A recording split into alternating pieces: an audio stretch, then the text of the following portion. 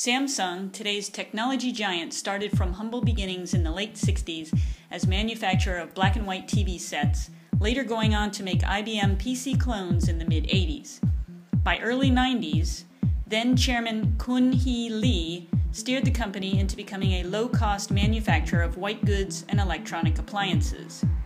In 1996, John Young-Yun, graduate of the MIT Sloan program and an admirer of Jack Welch, was now CEO of Samsung Electronics. He saw parallels between the GE of 1980 and the Samsung Electronics of 1996. Defying expectations, Yun began implementing changes that were to prove instrumental to its future. He was quickly tested when the 1997 Asian economic crisis hit. This was the moment when Yun could put into practice the Jack Welch principles. In fact, the situation facilitated radical changes that might not have been accepted otherwise. He initially thought of expansion, but Yun decided instead to concentrate on different areas of growth. He decentralized the decision-making process and reporting structure, making the new global product manager responsible for product management. At the same time, he emphasized marketing rather than manufacturing. With the new focus on resources, he and his team concluded that the company was fat and deep cuts needed.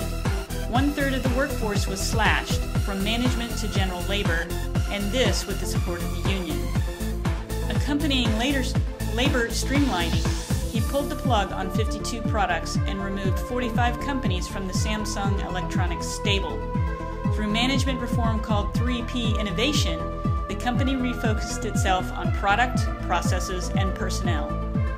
Yun went on to make a major shift in culture where entrepreneurship was encouraged, profits became the focal point, and directions were set decisively.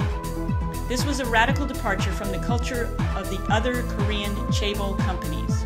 Additionally, heavy investments were made in training and retention to create change agents and acquire expertise in technology and marketing. The company now had a renewed sense of urgency and passion, critical for out-executing rivals. Fast forward to the new millennium. Samsung began to invest heavily to hedge against another 1997-type crisis. R&D gets heavy attention with a hefty 8% of revenue invested, and that continues today. Strategy changed to provide leading-edge, stylish products that can be sold for a premium. Design became a focus area. Work once done by 2 designers grew steadily to the 900 full-time designers in place today. These were the foundations of agility. Samsung's successes come from spotting areas that are small but growing fast. They tiptoe into the technology to get familiar with it, then wait for its moment. When liquid crystal displays were able to handle a 40-inch screen in 2001, that was when Samsung took the dive and turned them into televisions. In flash memory, Samsung piled in only when new technology made it possible to put a whole gigabyte on a chip. By 2005, the value of Samsung's brand was already close to that of its Japanese rival, Sony. 2008 was when their foundations hit pay dirt, as Samsung weathered the storm of the worldwide economic downturn that hurt many of its rivals. Brand equity grew by leaps and bounds globally, Samsung becoming the largest manufacturer of LCD TVs and the second largest manufacturer of mobile phones and tablets. It has made pioneering innovations like smart 3D full HD TVs and smart windows. While the world is asking the question, is Samsung the new Apple? Management is looking ahead, believing that their leading products will become obsolete in 10 years.